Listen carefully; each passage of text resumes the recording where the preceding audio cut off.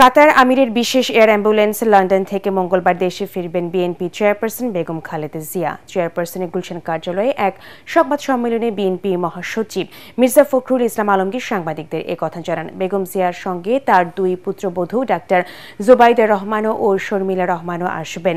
যানজট যাতে না হয় এজন্য নেতাকর্মীদের রাস্তার দুই ধারে সুশৃঙ্খলভাবে দাঁড়িয়ে খালেদা জিয়াকে অভ্যর্থনা জানানোর আহ্বান জানানো হয়েছে দলের পক্ষ থেকে। আরও জানাচ্ছেন মুশফিকুর রহমান।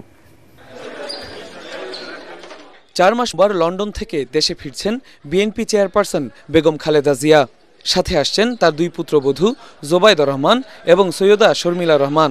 প্রথমে বাংলাদেশ বিমানের ফ্লাইটে আসার কথা থাকলেও কাতার আমিরের দেয়া বিশেষ এয়ার অ্যাম্বুলেন্সে বেগম জিয়া দেশে ফিরছেন বলে সংবাদ সম্মেলনে জানান বিএনপির মহাসচিব মির্জা ফখরুল ইসলাম আলমগীর। আগামী 5 তারিখে দেশনেত্রী বেগম খালেদা জিয়া, আমরা যেটা আশা করছিলাম যে বিমানে তিনি গেছেন, অর্থাৎ আপনার কাতারের রয়্যাল অ্যাম্বুলেন্স, সেই অ্যাম্বুলেন্সের ফ্লাইটেই তিনি আমাদের দেশে আমাদের মাঝে আবার ফিরে আসবেন।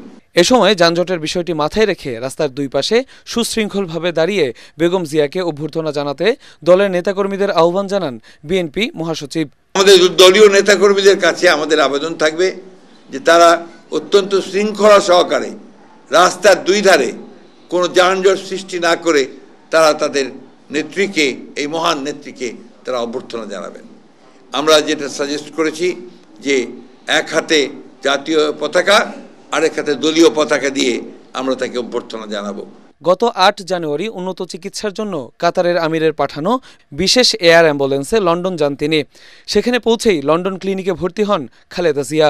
টানা 17 দিন বিশেষজ্ঞ চিকিৎসক অধ্যাপক প্যাট্রিক কেনেডি ও অধ্যাপক জেনিফার ক্রসের তত্ত্বাবধানে চিকিৎসাধীন ছিলেন তিনি। পরে 25 জানুয়ারি খালেদা জিয়া বড় ছেলে বিএনপির ভারপ্রাপ্ত চেয়ারম্যান তারেক রহমানের বাসায় থেকে চিকিৎসা নেন। মুশফিকুর রহমান, এটিএন বাংলা, ঢাকা।